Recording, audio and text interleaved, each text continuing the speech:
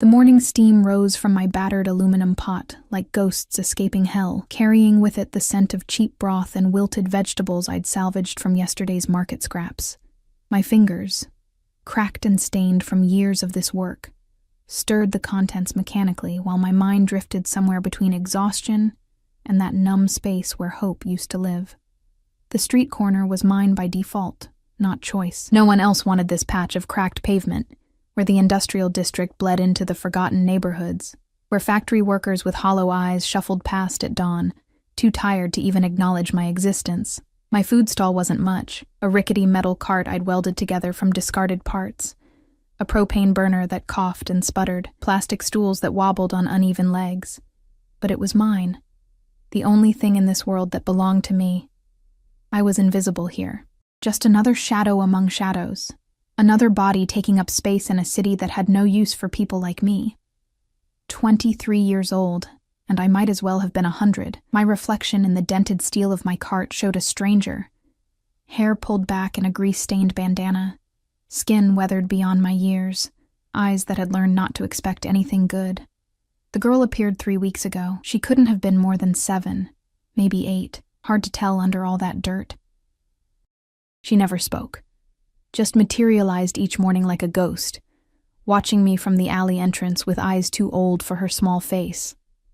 Her clothes hung off her frame in tatters, and I could count her ribs through the holes in her shirt. I knew hunger, intimately. Knew the way it gnawed at your insides until you couldn't think of anything else. The way it made you small and desperate, and willing to degrade yourself for a single meal. So every morning, I portioned out a bowl of whatever I was serving, soup, rice, noodles, and set it on the corner of my cart. She'd wait until I turned away, maintaining some shred of dignity, before creeping forward to take it. We had an understanding, she and I. 2 invisible people pretending we didn't see each other's brokenness. Still feeding that street rat? Mrs. Chen's voice cut through the morning air, sharp and disapproving. She ran the dumpling stand 2 corners down, and considered herself superior, because her cart had an actual awning. "You're too soft, girl. That food costs money." I didn't answer. Didn't tell her that the scraps I gave away would have been thrown out anyway. Didn't mention that the girl's grateful silence was sometimes the only human connection I had all day. The morning rush started, if you could call it that. A trickle of workers, a few students from the community college. I moved through the motions with practiced efficiency, ladling soup, counting coins, wiping down surfaces that would never truly be clean. The propane burner hissed its familiar rhythm. Someone's radio played tinny music 3 stalls down. The world continued its indifferent rotation. Then everything changed. The sound reached me first, a deep, powerful purr that didn't belong in this neighborhood. My hands stilled over the pot. Other vendors looked up from their work, conversations dying mid-sentence. Even the usual street noise seemed to hush, as if the city itself was holding its breath. 4 black SUVs rolled down the narrow street with predatory grace, their glossy paint jobs obscene against the grime-covered buildings. These weren't ordinary vehicles. These were the kind that cost more than everyone on this block would earn in a lifetime. Bulletproof glass. Tinted windows so dark they looked like portals to another dimension. Chrome accents that caught the weak morning sun and threw it back like a challenge. They moved in formation, precise and intentional, and my stomach dropped when I realized they were slowing down, right in front of my stall. The street had gone completely silent. Even Mrs. Chen's constant chatter had died. I felt every eye on the block watching, waiting, my heart hammered against my ribs. People like me didn't attract attention from people who owned cars like that. Nothing good ever came from being noticed. The engines cut off in perfect synchronization, and for a moment, nothing happened. Just 4 massive vehicles sitting there like sleeping panthers, their presence warping the reality of the street corner. I could see my own reflection in the nearest one's immaculate paint, a small frightened woman in a dirty apron, utterly out of place. The doors opened. Men emerged from the front and back vehicles, 6 in total, maybe more. They moved with that particular kind of precision that spoke of military training or something darker. Dark suits that fit too well, earpieces barely visible, hands that stayed close to their jackets in a way that made my blood run cold. They weren't looking at me. Not yet. They were scanning, assessing, turning our shabby street corner into a secure perimeter. Then the rear door of the second SUV opened. A shoe touched the pavement first. Black leather, polished to a mirror shine. The kind of shoe that had never stepped in anything unpleasant. Then a leg, encased in charcoal wool, that probably cost more than my entire cart. The man who emerged seemed to unfold from the vehicle, tall and broad-shouldered, moving with an economy of motion that suggested power held in careful check. I couldn't breathe. He was younger than I expected, maybe mid-30s, with sharp features that looked carved from stone. Dark hair swept back from a face that could have been handsome if it weren't so severe, so utterly devoid of softness, but it was his presence that hit me like a physical force. The air around him seemed different, heavier, charged with something dangerous. Everyone on the street had the same reaction. Eyes dropped, shoulders hunched, people suddenly finding reasons to be elsewhere. Predator and prey. The dynamic was that simple, that primal. He buttoned his suit jacket with one hand, a gesture so casual, so ordinary, yet it made me want to run. Then his eyes swept the street, and I understood why people feared men like this. His gaze wasn't just looking, it was cataloging, calculating, stripping away pretense to see what lay beneath. When those eyes landed on me, I stopped breathing entirely. They were dark, almost black, and completely unreadable. He didn't blink, didn't smile, didn't show any expression at all. Just studied me with the kind of attention that made me feel exposed, vulnerable, like he could see every secret I'd ever kept. The moment stretched, impossibly long, while my mind screamed at me to look away, to run, to do anything except stand there like a rabbit frozen in a wolf's sight. Then his attention shifted, just slightly to the left, to the alley entrance where the little girl stood, clutching her empty bowl, her eyes wide with terror. Something flickered across his face. Too fast to read, too complex to name. One of his men moved, and he raised a hand in a gesture so subtle I almost missed it. The man froze immediately, complete obedience, the kind that came from fear or loyalty or both. The man in the expensive suit took a step forward. Just one. But it was toward my stall, and my hands gripped the edge of my cart so hard my knuckles went white. You. His voice was like smoke over gravel, quiet, controlled, and absolutely terrifying in its calmness. He wasn't asking, wasn't questioning, just stating a fact of my existence. You feed her. It wasn't a question, but my mouth opened anyway, trying to form words that wouldn't come. Up close I could smell him, expensive cologne, the leather of his jacket, and underneath it all, something that reminded me of gun oil and danger. My voice came out as a whisper, broken and pathetic. She's just a child. She was hungry. His eyes narrowed fractionally, studying me, dissecting me. One of his men shifted closer, and I saw it then. The bulge under his jacket, the way his hand hovered near it. These weren't bodyguards. These were killers, dressed in nice suits and following a man who commanded them with nothing but silence and subtle gestures. "How long?" he asked. 2 words. Simple. But the weight behind them suggested that my answer mattered in ways I couldn't begin to understand. 3 weeks, I managed. Every morning, just scraps. Food that would go to waste anyway. Something changed in his expression. Not softening. Men like this didn't soften, but a shift, like tectonic plates moving beneath an earthquake. He glanced at the little girl again, and I saw her press herself further into the shadows, trembling. Then he looked back at me, and I realized with dawning horror that I'd made a terrible mistake. That feeding a homeless child had somehow caught the attention of someone dangerous, someone powerful, someone who didn't belong in my world of cracked pavement and aluminum pots. He reached into his jacket. I flinched, couldn't help it, and pulled out a black leather wallet. My mind was screaming at me to refuse whatever he was about to offer, that nothing was free, that people like him didn't do favors without expecting something in return. But he didn't pull out money. He pulled out a card. Simple. White. With a phone number embossed in black and nothing else. "Tomorrow morning," he said, his voice still that terrible calm. "You will close your stall. A car will come for you. You will get in it. It wasn't a request. It wasn't even a command. It was simply a statement of what would happen, as inevitable as sunrise. I can't. The words tumbled out, panic making me stupid. This is my business. I can't just close. You will be compensated. He placed the card on my cart with the kind of precision that made it feel like a contract being signed, generously. Why? The question escaped before I could stop it. Why would you? I don't understand. For the first time, something that might have been emotion crossed his face, but it was gone so fast I couldn't name it. Replaced by that impenetrable mask of control. Because that child, he said, nodding toward the alley where the girl was trying to disappear into the bricks, is my daughter. The world tilted. His daughter. The homeless girl I'd been feeding scraps was the daughter of a man who traveled with armed escorts and vehicles that cost more than most houses. The girl in rags and dirt was connected to this monument of power and danger standing at my broken food cart. I started, but he was already turning away, the conversation over because he'd said everything he intended to say. Tomorrow morning, 8 o'clock. Don't make me send someone to convince you.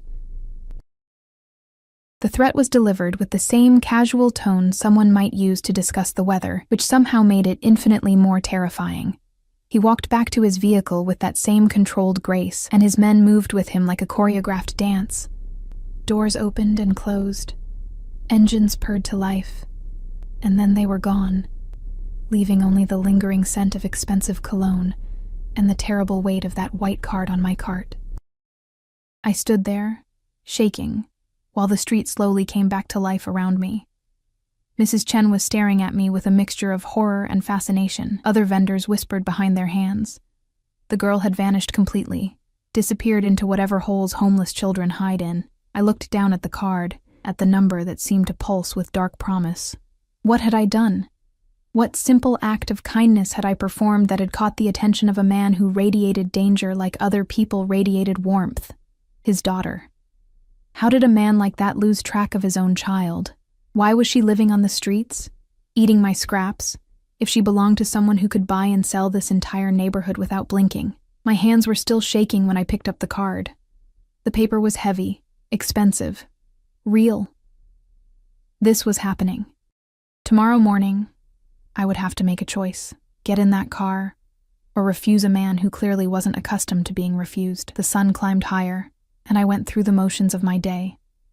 But everything felt wrong now, contaminated. That brief encounter had cracked open something in my carefully maintained invisibility, and I didn't know if I'd ever be able to seal it closed again. 8 o'clock tomorrow morning, a car would come, and I would have to decide whether curiosity, fear, or simple survival instinct would win. I didn't sleep that night.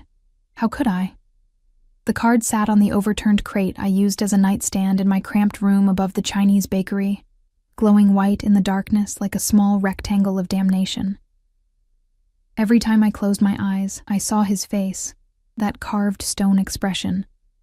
Those eyes that had looked at me like I was a puzzle he was already solving. My room was barely large enough for the mattress on the floor and the hot plate where I boiled water for instant noodles. Pipes groaned in the walls, cockroaches skittered across the cracked linoleum. Through the paper-thin walls, I could hear Mr. Wang snoring and the couple next door fighting in rapid Cantonese. This was my life. Small, invisible, safe in its insignificance. Until yesterday. I turned over for the 100th time, the thin blanket tangling around my legs. His daughter. The words kept echoing in my head, refusing to make sense. That little girl with the hollowed cheeks and frightened eyes was connected to a man who moved through the world like a shark through water. Silent, powerful, utterly in control. What did he want from me? The question gnawed at my insides worse than hunger ever had. Men like that didn't summon people like me for good reasons. They didn't compensate generously without expecting something in return. And that threat, delivered so casually, "Don't make me send someone to convince you," rattled around my skull like broken glass. At 4 a.m, I gave up on sleep. I moved through my morning routine in a daze. Cold water from the communal bathroom down the hall. The same worn clothes I'd patched a dozen times, my hair pulled back with shaking hands. In the cracked mirror above the rust-stained sink, I looked like a ghost. Dark circles under my eyes, skin too pale. A woman disappearing into her own fear. By 6, I was at my cart, going through the motions I'd performed thousands of times. Light the propane burner, fill the pot with water, add the bones and scraps I'd collected. The familiar rhythm should have been comforting, but my hands wouldn't stop trembling. The street woke up around me with its usual sounds. Shutters rolling up, vendors calling out greetings, the rumble of delivery trucks, but everything felt different now, tainted by anticipation and dread. I kept looking up, scanning for black SUVs, for men in expensive suits, for any sign that yesterday hadn't been some kind of fever dream. The little girl didn't come. I set out her usual bowl anyway, placed it on the corner of my cart where she always found it. But the alley entrance remained empty. 7 o'clock came and went. Workers shuffled past, bought their breakfast, moved on with their lives. The bowl sat there, growing cold, steam rising and dissipating into the morning air. She knew. Somehow, she knew not to come today. At 7:45, Mrs. Chen appeared at my elbow, making me jump. "You're closing?" She'd been watching me pack up my cart with the kind of avid curiosity that made my skin crawl. "In the middle of morning rush? Girl, have you lost your mind?" "I have somewhere to be," I muttered, not meeting her eyes. What else could I say? That I'd been summoned by a man who traveled with armed guards and made the air itself feel dangerous. This about those cars yesterday? Her voice dropped to a whisper, as if speaking too loudly about it might summon them back. "Everyone's talking. Zhang from the electronics stall says that man is..." She leaned closer, her breath smelling of garlic and secrets. "They say he runs the entire Eastern District. Everything. The gambling, the protection, I don't want to know." I cut her off, my voice sharper than intended, because she was confirming what I'd already suspected, already feared. Not just wealthy, not just powerful, dangerous in the way that destroyed lives without a second thought. A crime lord. A gang boss. The kind of man whose name people whispered because speaking it aloud might draw his attention, and I'd accidentally fed his daughter for 3 weeks.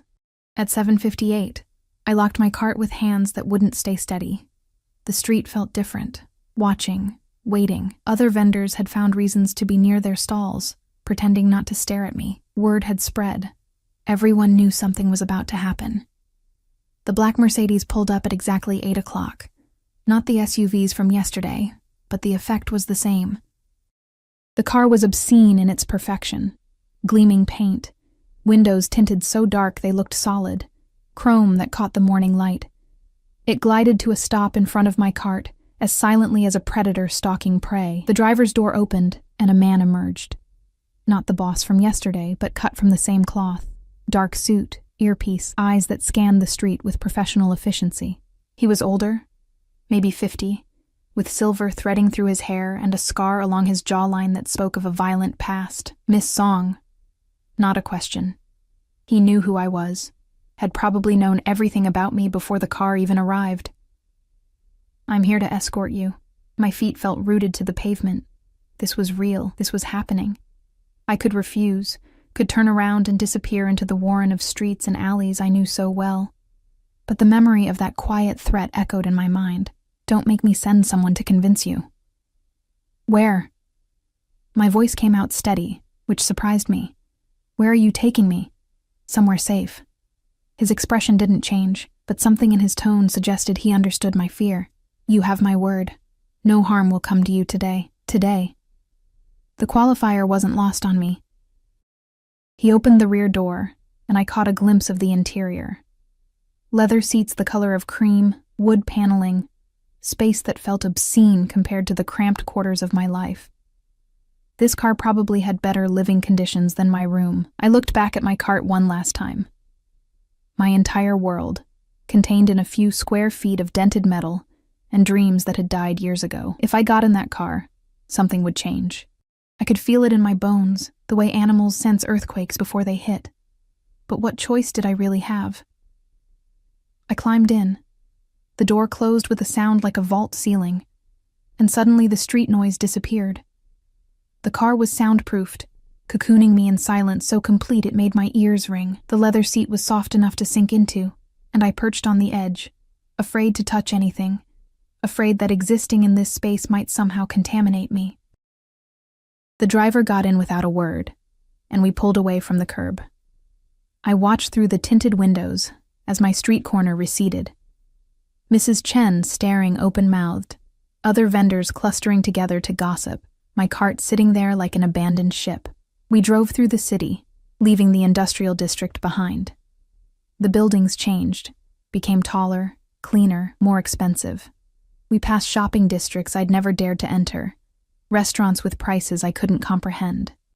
The city I thought I knew revealed itself as just a small, forgotten corner of something much larger. 20 minutes later, we pulled up to a building that made my stomach drop. It was glass and steel, reaching toward the sky like a monument to power.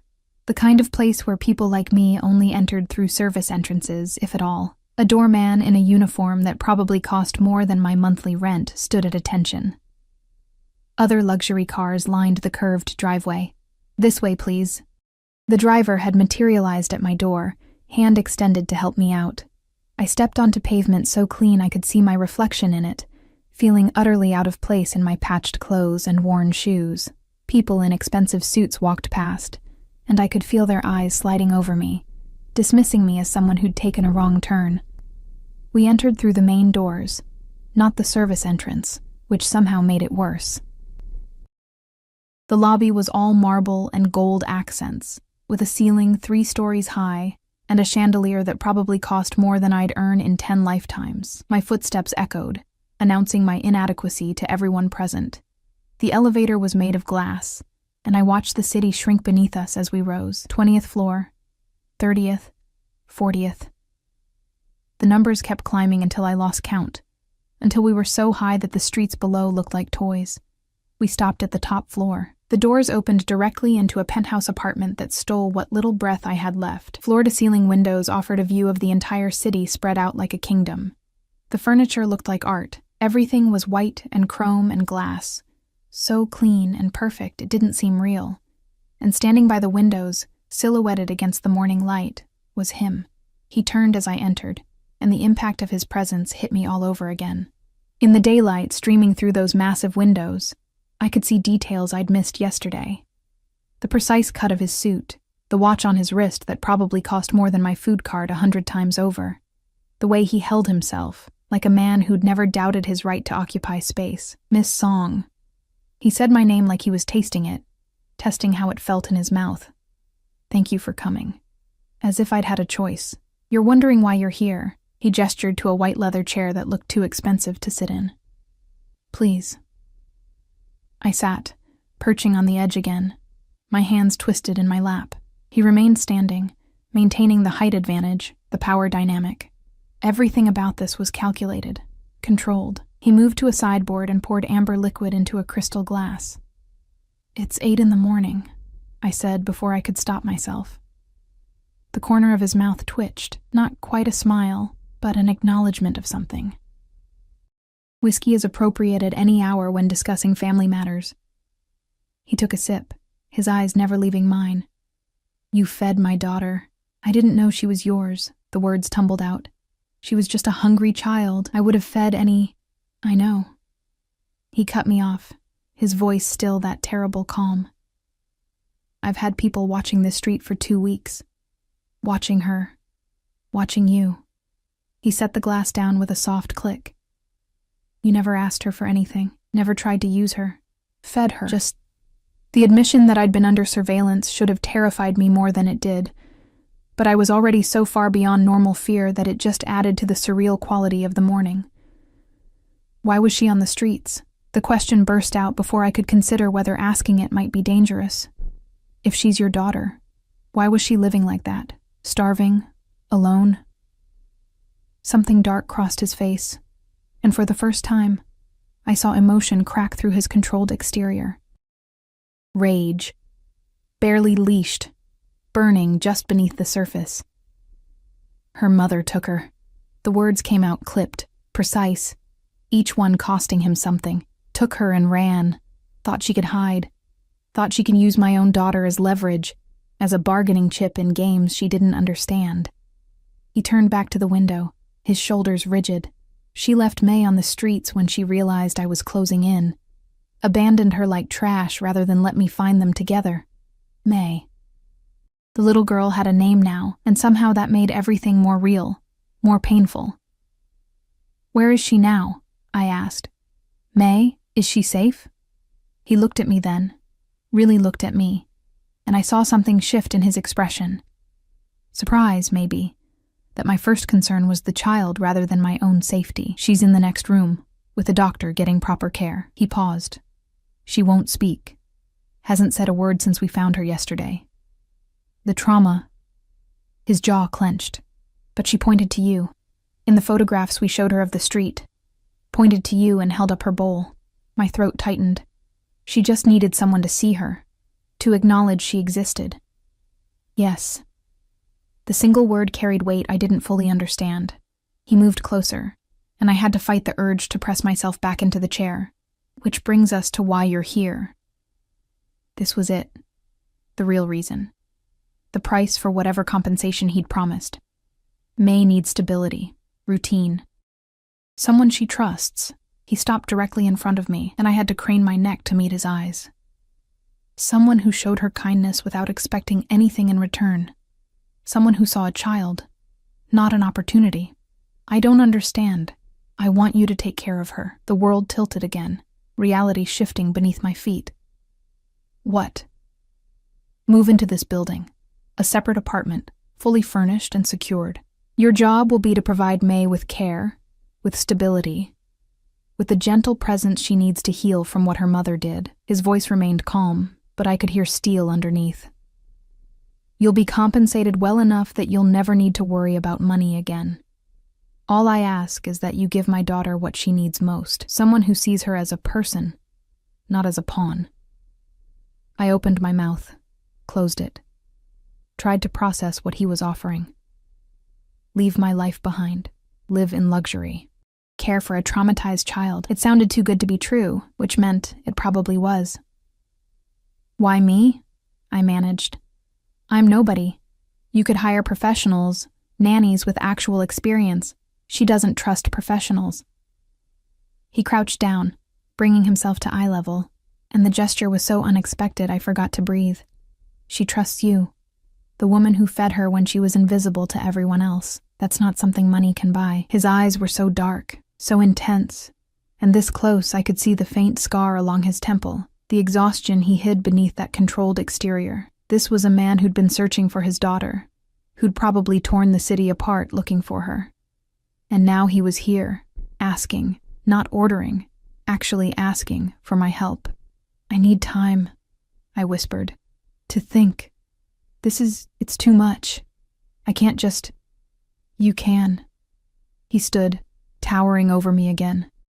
"Because the alternative is going back to that street corner, knowing that you walked away from a child who needs you, knowing that the only person she reached for in her trauma was you, and you chose a dented cart and a life of invisibility over helping her heal." The manipulation was skillful, brutal in its simplicity. He knew exactly what strings to pull, exactly how to make the choice feel like no choice at all. "Can I see her?" The words escaped before I realized I'd decided. Before I agree to anything. "Can I see May?" He studied me for a long moment, then nodded. "Follow me." We walked through the penthouse, past rooms that looked like magazine spreads, until we reached a door at the end of a hallway. He opened it quietly, and I saw her. May was curled up on a bed that looked like a cloud, wearing clean clothes that actually fit her, her hair washed and brushed. A woman in medical scrubs sat nearby, making notes on a tablet. But May's eyes were fixed on the window, staring out at the city with that same haunted expression I'd seen in the alley. Then she saw me. Her whole body went rigid, and for a heartbeat, I thought she was afraid, but then she scrambled off the bed and ran. Actually, ran straight to me. Small arms wrapped around my waist, her face pressed against my stomach, and I felt her trembling. My hands hovered over her, uncertain, before settling gently on her back. She was so small, so fragile. and she was holding on to me like I was the only solid thing in a world that had taught her nothing was safe. Over her head, I met his eyes. And I saw it there. The ruthless calculation, yes, but also something else. Something that looked almost like hope. Though I didn't think men like him trafficked in such soft emotions. I was trapped. Not by threats or force, but by the weight of a small child clinging to me, seeking comfort from someone who was barely surviving herself. By the knowledge that walking away would haunt me forever. Okay, I whispered, and felt my entire life shift beneath the weight of that single word. I'll do it. His expression didn't change, but I saw his shoulders relax fractionally. Good. I'll have my people collect your belongings from your current residence. You'll move in today. Today, of course. Men like him didn't wait. What about my cart? The question sounded absurd in this palace of glass and marble, but it was all I had. Donate it. Sell it. Keep it. I don't care. He was already pulling out his phone, messages firing off with efficient taps. You won't need it anymore. Just like that, my old life was being erased, packaged up and filed away as irrelevant. I should have felt relief, escape from poverty, from hunger, from invisibility. But all I felt was the ground disappearing beneath my feet, and the terrible certainty that I'd just made a deal with someone far more dangerous than I could comprehend. May pulled back, looking up at me with those ancient eyes, and something in my chest cracked open. Whatever I'd just agreed to, whatever price I'd eventually have to pay, I was committed now. For better or worse, my life belonged to the man standing behind me, radiating control and danger like other people radiated warmth. The apartment he gave me was on the 38th floor, 4 levels below his penthouse. When the driver, whose name I learned was Chen, opened the door, I stood frozen in the hallway, unable to process what I was seeing. This wasn't an apartment. It was a dream rendered in marble and glass. The kind of space I'd only glimpsed in magazines left behind at cafes. Floor-to-ceiling windows overlooked the city, making me feel like I was floating above the world I'd known. The living room alone was larger than the entire building I'd lived in above the bakery. Miss Song? Chen's voice was patient. Would you like me to show you around? I nodded, mute, and followed him through rooms that seemed to multiply endlessly. A kitchen with appliances I didn't recognize. A bedroom with a bed so large I could have fit 5 people in it comfortably. A bathroom with a tub that looked like it belonged in a spa. All white marble and gold fixtures. Your belongings will arrive within the hour, Chen said. Though Mr. Zhao has arranged for a stylist to come tomorrow. He thought you might appreciate new clothes more suited to your new position. New position. As if I'd been hired for a corporate job, rather than pulled into whatever this was. Where's May? I asked. The apartment was beautiful, but it felt empty. Sterile. Wrong. The medical staff is still with her upstairs. Mr. Zhao thought you might need time to settle in first. Chen's expression softened slightly. The child has been through considerable trauma. The doctors want to ensure she's physically healthy before establishing a routine. I nodded, but my hands were shaking again. The reality of what I'd agreed to was starting to sink in. I was going to be responsible for a traumatized 8-year-old who wouldn't speak, whose mother had abandoned her on the streets, whose father was a crime lord who commanded fear with a glance. What did I know about caring for children? About trauma? About any of this? Mr. Zhao will join you for dinner this evening, Chen continued. 7 o'clock. He wants to discuss May's care plan and your responsibilities. Of course he did. Everything controlled, everything planned. I wondered if he ever did anything spontaneous, if he ever let himself be anything other than this monument of cold efficiency. Chen left, and I was alone with my thoughts in this overwhelming space. I walked to the windows and looked down at the city spread below. Somewhere down there was my street corner, my cart, my old life. From up here it was invisible. Just another forgotten corner of a city that never stopped moving. My phone buzzed.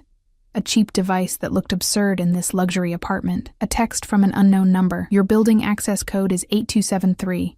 Use the private elevator. Don't be late for dinner. ZZ for Zhao. Even his texts were commands. The next few hours passed in a blur. My belongings arrived in a single cardboard box, everything I owned in the world fitting into a space smaller than the bathroom closet. The contrast was almost funny, almost. I showered in that enormous bathroom, watching street grime swirl down a drain that probably cost more than a month's rent at my old place. The hot water felt like a luxury I didn't deserve, and I stayed under the spray longer than necessary, trying to wash away the feeling that I was being slowly erased. At 6:30, I stood in front of my pathetic collection of clothes, trying to decide what to wear to dinner with a crime lord. Everything was stained or patched or both. Eventually, I chose the least terrible option, black pants with only one visible repair, and a shirt that had faded from navy to something closer to gray. The private elevator required a key card Chen had left on the counter. I rode it up to the penthouse, my stomach churning with nerves, and emerged into that vast space of white and glass. He was waiting in the dining room, standing by a table set for two. He'd changed from his suit into something more casual, dark slacks and a white shirt with the sleeves rolled to his elbows. It should have made him look more relaxed, more human. Instead, it just revealed the corded muscle of his forearms, the strength he usually kept hidden beneath expensive tailoring. Sit. He gestured to a chair, and I obeyed, hating how automatic the response was. A woman appeared from the kitchen, middle-aged, wearing an apron, carrying plates of food that smelled incredible. She set them down without a word and disappeared again. The meal was simple but elegant. Grilled fish, steamed vegetables, rice, nothing like the elaborate feast I'd expected. "May won't eat rich foods," he said, as if reading my thoughts. "Too much time surviving on scraps. Her stomach can't handle it yet, so we eat simply." The casual mention of his daughter's suffering, delivered in that same controlled tone, made something twist in my chest. I picked up my chopsticks with trembling hands. "The doctors say she's malnourished but otherwise healthy," he continued, taking a bite of fish. "No signs of physical abuse, thank God. But the psychological damage..." He paused, jaw clenching. "That will take time." "What happened?" I asked quietly. "With her mother?" His eyes lifted to mine, dark and unreadable. For a moment I thought he wouldn't answer. Then, Lynn was my accountant. Smart, beautiful, ambitious. I trusted her with my businesses, with my finances, with my daughter. His voice went cold. She was stealing, had been for over a year. When I discovered it, she panicked, took May and ran. But why abandon her? Why not just... Because Lynn was meeting her lover, a man she'd planned to run away with using my money. The words came out flat, emotionless. He didn't want a child complicating their escape. So she left May on the streets and disappeared. He took a sip of wine. "We found Lynn 3 days ago. She's been dealt with." The casual way he said it made my blood run cold. Dealt with. I didn't want to know what that meant. And the father? May's biological father? Dead. One word.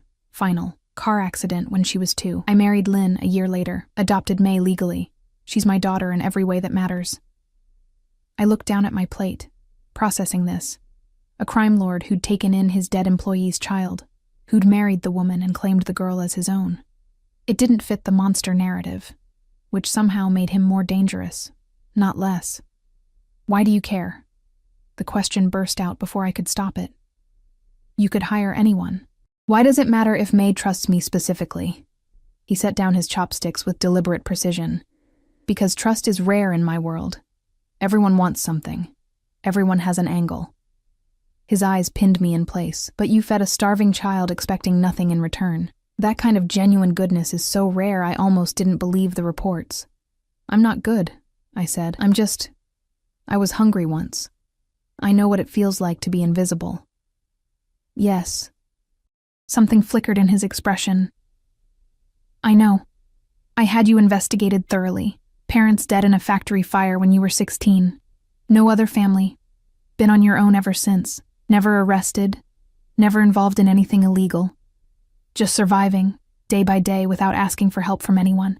The casual violation of my privacy should have angered me, but I was too tired to feel anything except a dull acceptance. Of course he'd investigated. Men like him didn't take chances. May will stay in the apartment next to yours, he continued. Connected by an adjoining door, medical staff will visit daily for the first month. You'll be responsible for her meals, her routine, her emotional care. I'll visit when I can, but my business requires, he paused. I'm not always available. What exactly is your business? I asked. Though I wasn't sure I wanted to know, his smile was sharp, humorless. Better you don't ask questions you don't want answers to. Just know that I own this city in ways the government pretends don't exist. And that ownership comes with enemies who would love to use May against me. The implication settled over me like a shroud. This wasn't just about caring for a traumatized child. This was about keeping her safe from people who might hurt her to get to him. You'll have security, he said. Chen will coordinate. You don't leave the building without approval. You don't talk to anyone about May or our arrangement. You don't... I'm a prisoner. The words came out flat. You're protected. He leaned back, studying me. There's a difference. Though I suppose it might feel the same to someone who values freedom above comfort. He wasn't wrong. The golden cage was still a cage, no matter how beautiful the bars. I'll do this for May, I said quietly. Not for you. Not for the money or the apartment or any of it.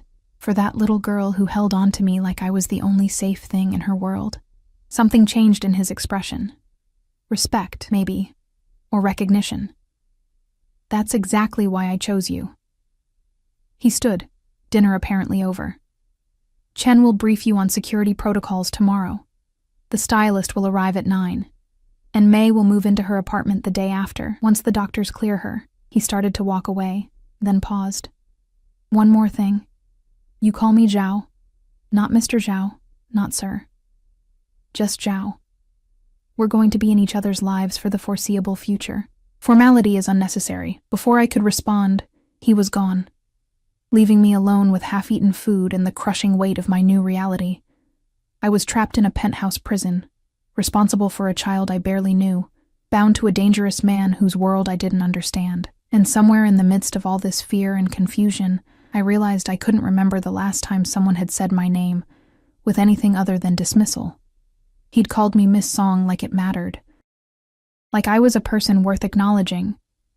It was such a small thing, but after years of invisibility, even that felt dangerous. May moved into the apartment next to mine on a gray Thursday morning, accompanied by a doctor, 2 nurses, and Zhao hovering in the background like a dark shadow. I watched from my doorway as they settled her into a space that looked like it had been designed by someone who'd never actually met a child. All white furniture and glass surfaces. Beautiful, but cold. The little girl clutched a worn stuffed rabbit, the only possession she'd brought from wherever they'd been keeping her. Her eyes found mine across the hallway, and I saw relief flicker across her face. Come here, sweetheart, I said softly, and she didn't hesitate.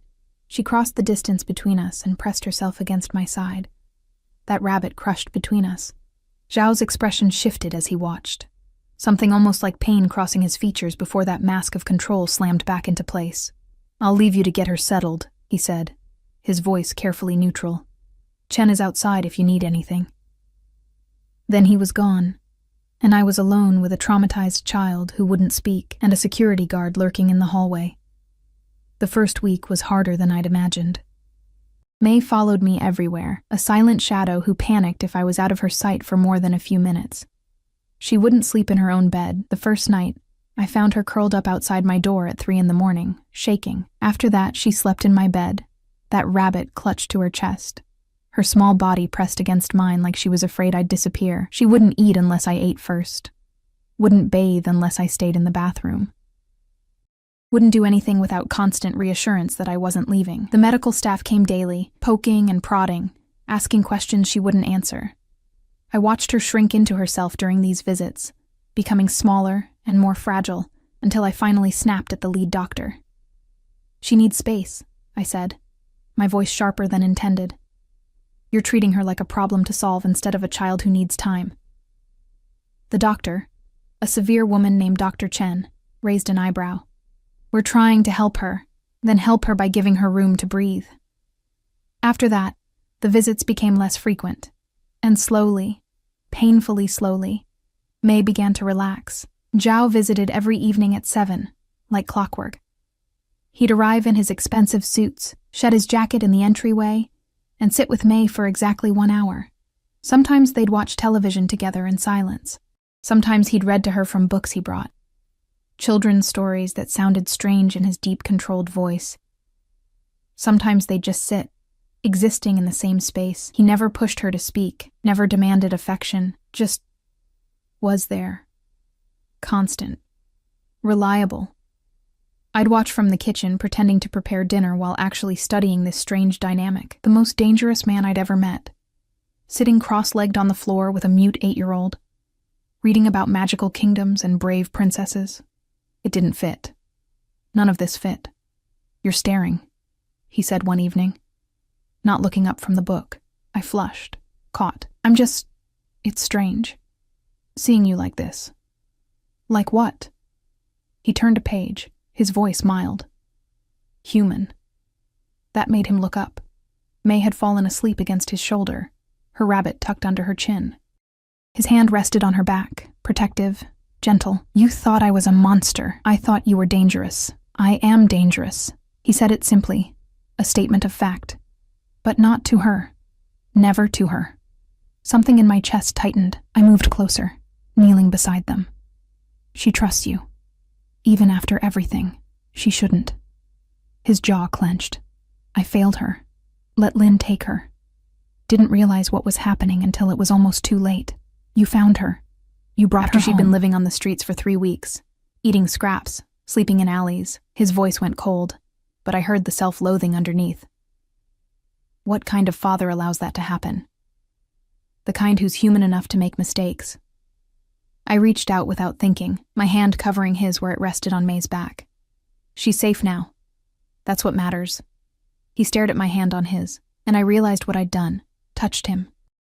Offered comfort to a man who probably had people killed for less presumptuous gestures. I started to pull away, but his other hand caught mine, holding it in place. "Thank you." 2 words. Quiet, almost vulnerable.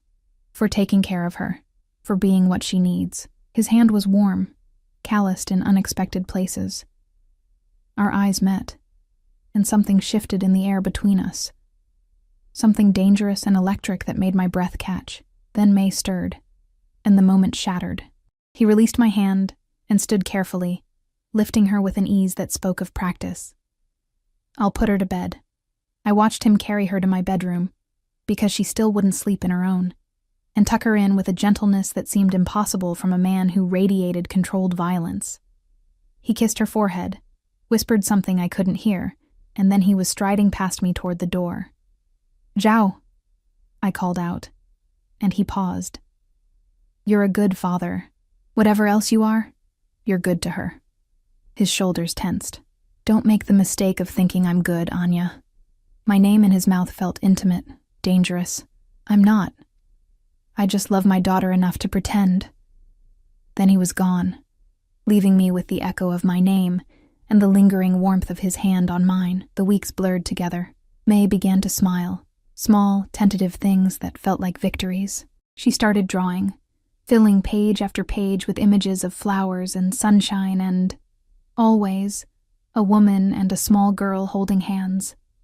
Not her and her mother, her and me. The stylist came and went, leaving behind a wardrobe I'd never have chosen for myself. Soft sweaters, comfortable pants. Nothing as expensive as Zhao's clothes, but nicer than anything I'd ever owned. I caught him watching me one evening when I wore a blue sweater, something heating in his gaze before he looked away.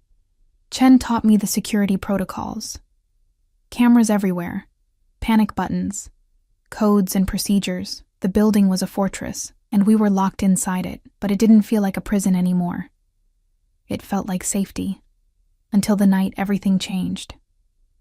I woke to May screaming, not crying, screaming, a sound of pure terror that had me out of bed and running before I was fully conscious.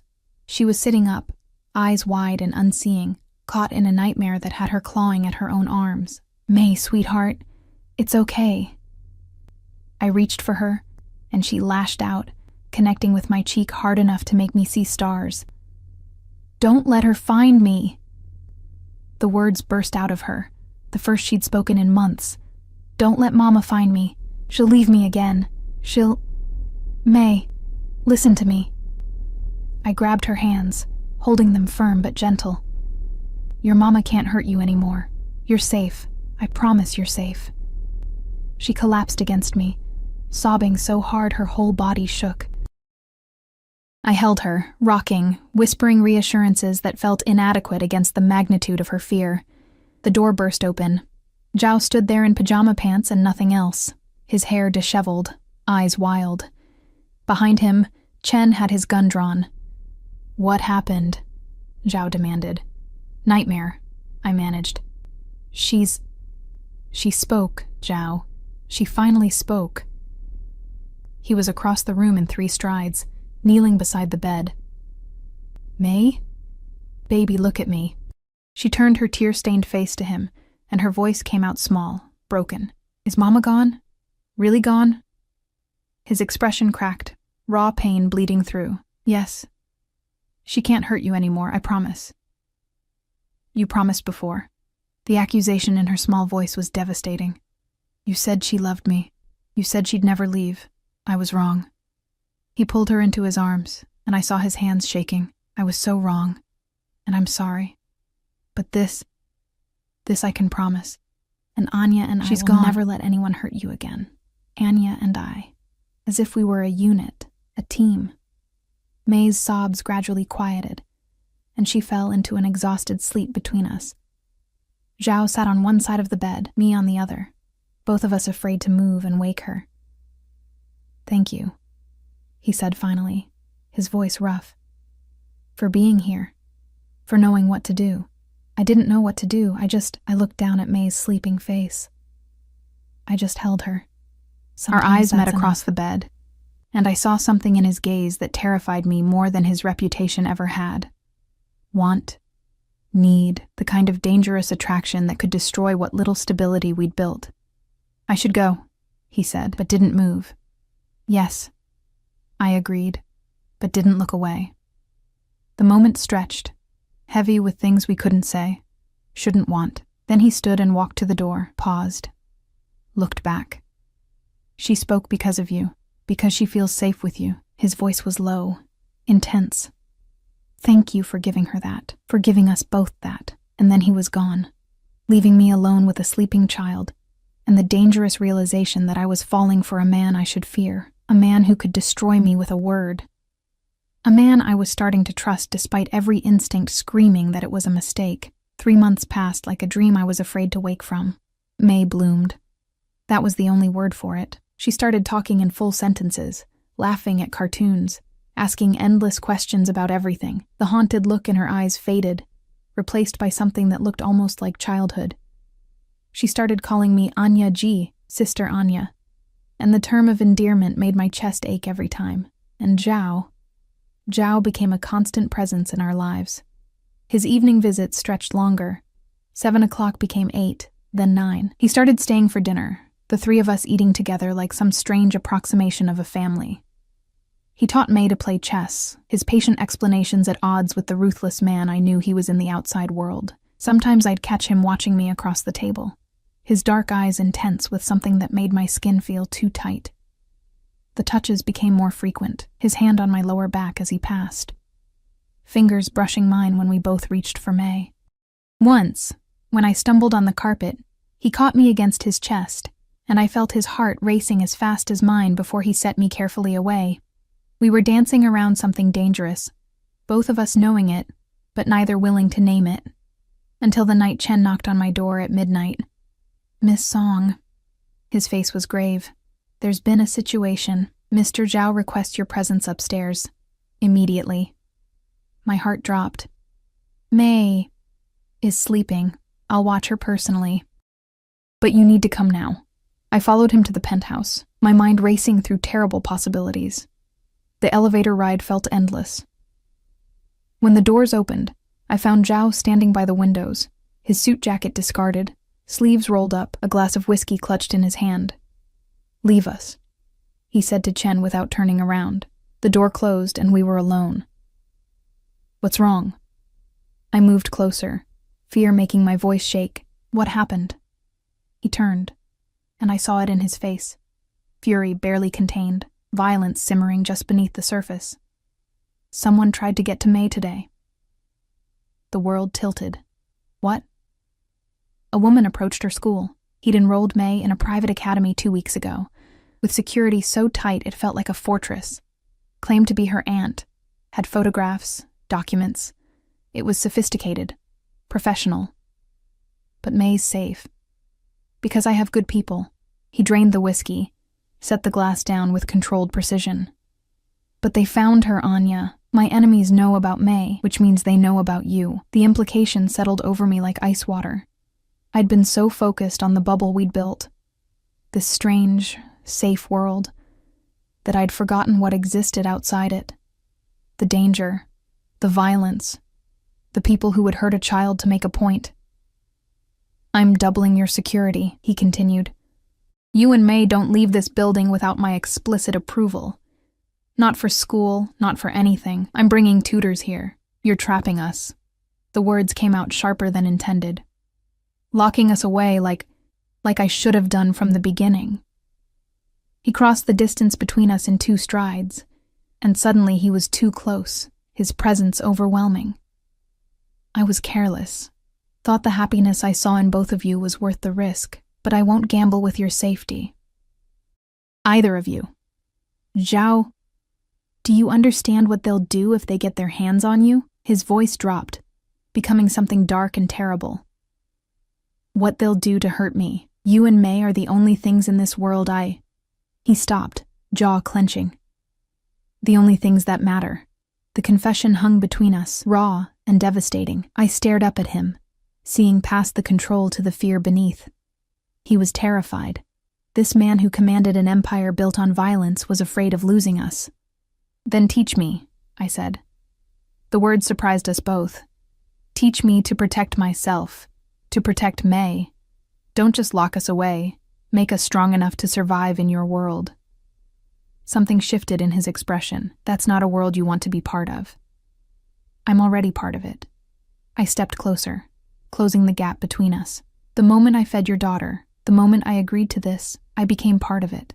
So stop trying to protect me from reality and help me face it. He stared at me for a long moment, and I saw the war happening behind his eyes.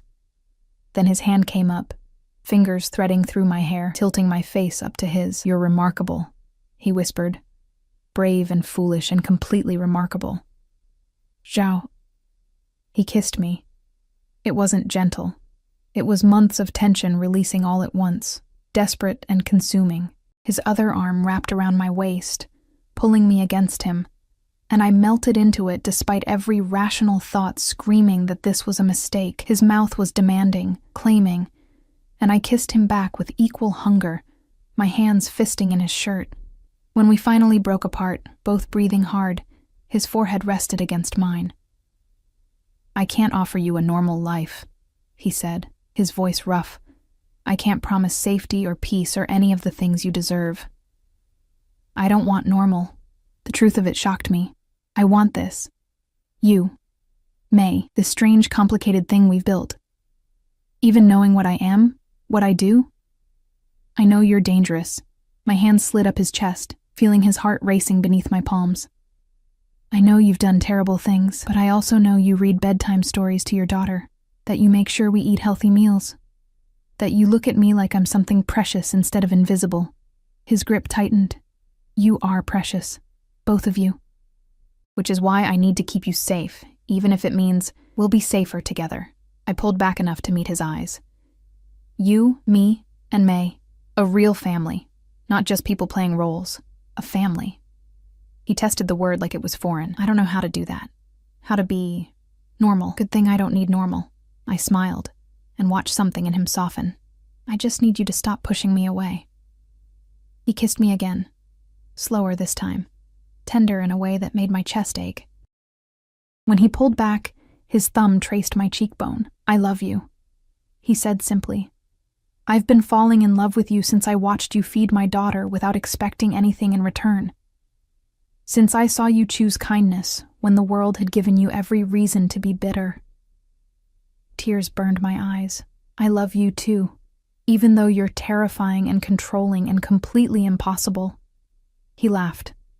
An actual laugh, the sound rusty from disuse. We're going to have to tell May. She already knows. I thought of the drawings. Always the three of us together. Children see things adults try to hide. Then we do this properly. He stepped back, straightening his shirt, becoming businesslike even as his eyes stayed warm. I'll have my lawyers draw up documents. You'll be listed as May's legal guardian if anything happens to me.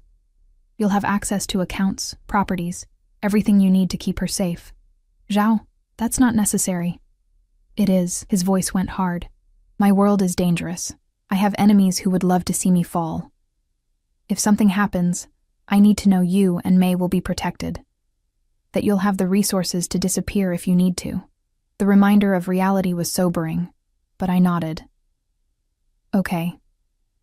And you'll let Chen train you. Self-defense, weapons, everything. He cupped my face in his hands. I'll give you the tools to survive and pray to every god I don't believe in that you never need them. 6 months later, I stood in May's new bedroom. We'd moved to a house outside the city, something with a yard and space to breathe, and watched her play with the dog Zhao had brought home last week. A massive German shepherd named Bear, who followed her everywhere. Zhao's arms wrapped around me from behind, his chin resting on my shoulder. Happy? Terrified, I admitted. But happy. He'd kept his promise. Chen trained me 3 times a week. I could shoot, fight, identify threats. The naive street vendor was gone, replaced by someone harder, more aware. But not broken. Never broken. The wedding planner called, he murmured against my neck. Wants to know about flowers. We were getting married in 2 weeks. A small ceremony, just us and May and a handful of Zhao's most trusted people. Nothing fancy. Just a declaration that this strange, impossible family was real. White roses, I said, May's favorite. May's favorite it is. He turned me in his arms, and the love in his eyes still took my breath away. I never thought I'd have this, a real home. People to come back to who see me as something other than dangerous. You are dangerous. I traced the scar on his temple. The one I'd learned came from a rival's attack years ago. But you're also mine, yours, he agreed, and kissed me softly. Always yours. May's laughter rang out as Bear licked her face, and I felt something settle in my chest. Peace. After years of invisibility, of hunger, of merely surviving, I'd found a place where I belonged. It wasn't the life I'd imagined. It came with security protocols and bulletproof cars, and the knowledge that Zhao's enemies would always be circling. But it also came with love, fierce, protective, unconditional love from a man who'd learned to be human again, and a child who'd taught us both what family really meant.